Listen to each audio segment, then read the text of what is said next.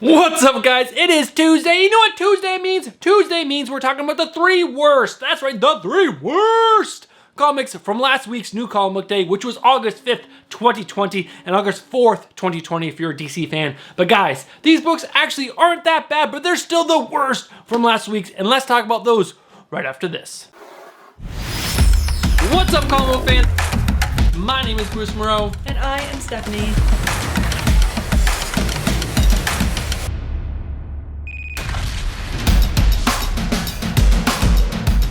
What's up, comic book fans? My name is Bruce Moreau, and welcome to the channel, and welcome to the top three worst books from last week's New Comic Book Day. That's right, I picked the three worst, even though they weren't actually that bad, but they're still the worst from last week's New Comic Book Day, and that's either August 4th or August 5th. It depends on if you're a DC, Marvel, or indie fan. They all fall on different days. It's so weird, but we're going to talk about those right after you look down.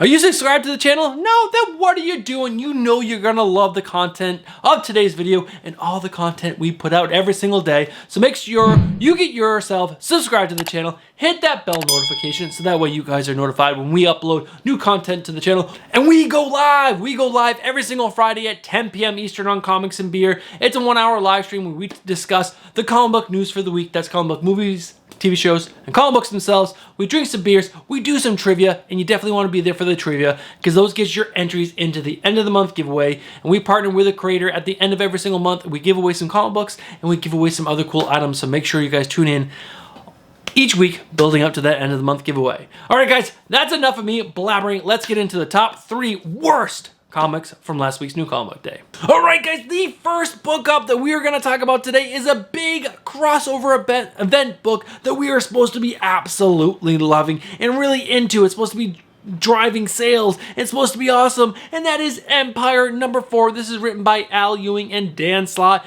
and art by Alvaro Scheiti. I'm totally butchering that, and I don't want to say shitty, but maybe that's what it is. I don't know. But back to this. This is supposed to be great. This is supposed to have everyone hyped.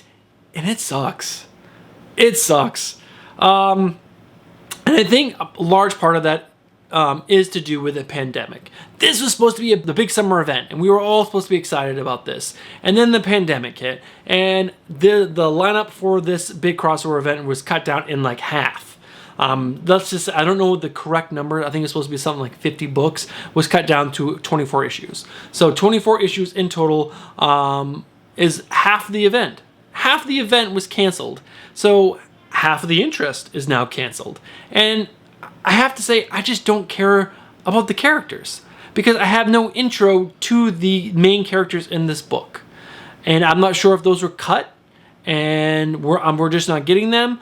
But there also just wasn't enough lead up. We get two books that led us into this major event.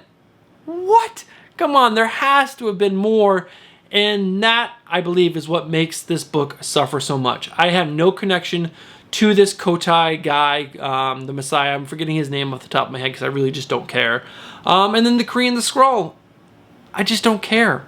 There wasn't enough lead up to this, and I just don't have enough cards in the game, I guess you could say, and that is making this suffer greatly, and I just really am disinterested in all the characters at this point, and it's just kind of poorly written, guys. There's this whole scene with Mr. Fantastic and Tony Stark, and they get some bad news, and they're like, oh, just add that bad news to our ever-growing list, or to our ever-growing to-do list of problems to solve. And so Tony Stark starts mumbling and grumbling, and then Mr. Fantastic comes over and he's like, Tony, speaking about this list, do you need to solve every single problem with building another Iron Man suit? And Tony Stark goes on something like, well, you know, you solve your problems your way, and I'm going to solve them my way, and my way is always by building a suit. But is it really? Come on, man, you're a mega genius. You don't need to build a suit every single time. I don't know. It was just that level of corniness and quirkiness I just didn't like. But now let's move in to the art. The art by Alvaro Scheiti is decent. It's definitely not terrible. There's some really good action scenes in there that absolutely look great, especially this Johnny Storm and Captain Marvel scene. It looks gorgeous. But then his characters vary from panel to panel and page to page. I think he's just a young artist thrown into a big event book that is just struggling to keep up with the pacing and the overall, like, you know, this is a huge event book. This should have one of their main key artists, and he is not. So those are my thoughts on this book. It just suffers from this is supposed to be such an engaging big event, and it's not engaging. It's just not engaging me at all. And so I'm going to continue reading it. I'm going to get the last one or two or three issues just to finish it up so I have the whole thing. But let me know down in the comments below. Do you guys agree? Are you guys really into this? Because I just think, I don't know, it's missing something and it's just not there for me. All right, let's jump into the next book. The second book that we are going to talk about is Captain America number 21. This is written by Ta-Nehisi Coates and art by Bob Quinn. And let's first talk about the art because I thought the art sucked in this book. For a Captain America book, which he's one of the big Avengers. You think they would have a really good artist on this book, and they don't. Bob Quinn, in my opinion, should not be anywhere associated with Captain America. Captain America is such a great character, and Bob Quinn, I'm sorry, your art sucks. It's really not that good for Captain America.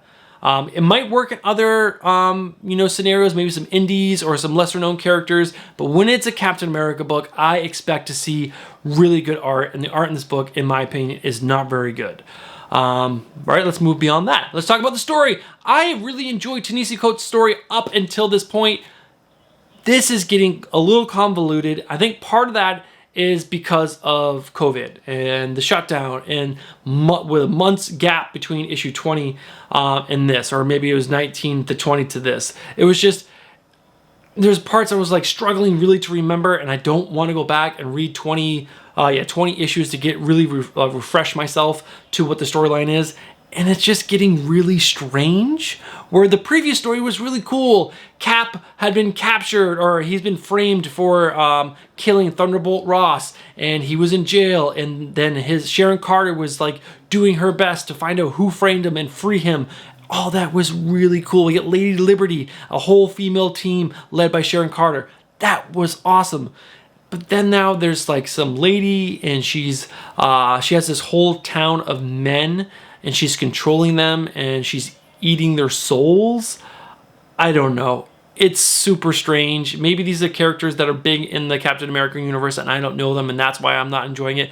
But the story is just getting really weird at this point. It's no longer a really simple to follow story. There's like lots of magical elements and people coming back from the dead, and it's just getting weird and out of control, and I'm not really enjoying it that much anymore. But I have read it for the first 20 issues. I'm going to continue this through the end. Hopefully it gets better moving on, and hopefully they find a new artist other than Bob Quinn, because I really don't like his art. But all right, like I said, overall, it's not terrible, but this was definitely one of the worst from this week. So let's move on to the last book.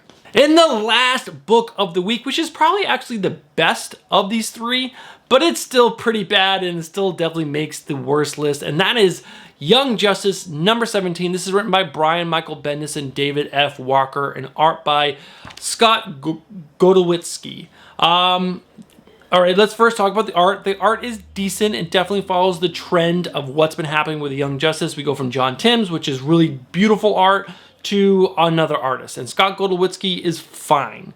It's decent. Some of the panels were great. Some of the panels were not so great. And I don't know, his just style I didn't love.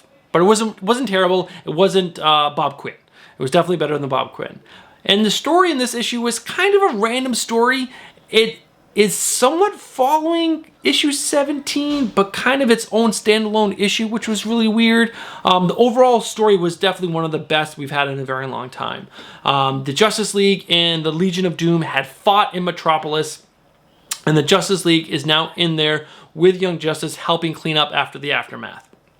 And the story starts off with a father and a daughter driving in a food truck, and they're going in, and he's going to park outside of the destruction, and he's going to start serving food.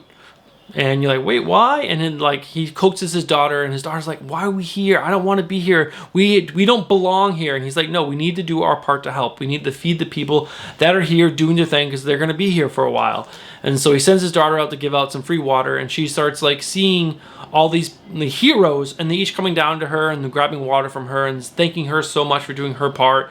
And that actually was a really cool element of the story, and it definitely ties into the very, very end when you find out months after this, after meeting all the Young Justice and some of the Justice League, she ends up getting an internship at the Hall of Justice because, you know, meeting all these heroes, she finds out that, you know, you don't need superpowers to be a hero. And that part of the story was really cool. I enjoyed that. But the actual superhero parts between Young Justice and Justice League was kind of sloppy. I didn't like Wonder Woman in this issue at all. They keep running Wonder Woman, like, sometimes she speaks like a normal American, I guess you could say, when just normal Americans speak. And then in this, she seemed like she struggled with the English language and she was speaking as a Greek god instead of normal human, I guess. That was really weird, and it definitely took me out of the story. I'm like, why is she having such a hard time with the English language? I don't understand. But there was a really cool moment between Flash and Connor Kent and Superboy in this, the clone of Lex Luthor and Superman. Those two are awesome. They've been an awesome duo in this book from beginning to end. They are such a great team up, and I just love the moments between them, and there's a really special one in here. So overall, it was a good story, interesting. Does not really fit within the Young Justice storyline. This did not move anything along per se. It was just a cool story about a girl finding out that you don't need superpowers to be a superhero. I don't know. Brian Michael Bendis, what are you doing? What are you doing in this book? Because this doesn't make any sense in the long run of things. But maybe we'll see. Issue 18. I'm going to keep going. I don't know why. Please, someone come to my comic book shop and knock this out of my hand the next time I pull it. Please. All right, guys. That's going to do it for the week. Those are the 3 worst books from August 4th and August 5th of 2020. If you guys agree with me, let me know down in the comments below. If you disagree with me, if you guys love these books, you're like, Bruce, you're not reviewing these books correctly, let me know down in the comments below. Let's have a discussion. That'd be great, because I want to discuss these books with you guys more often. All right, guys, that's going to do it. If you guys haven't smashed that like button already, please do, because it really, really helps out the channel. It gets us out in front of more people. All right, guys, we'll see you guys in the next one. Peace.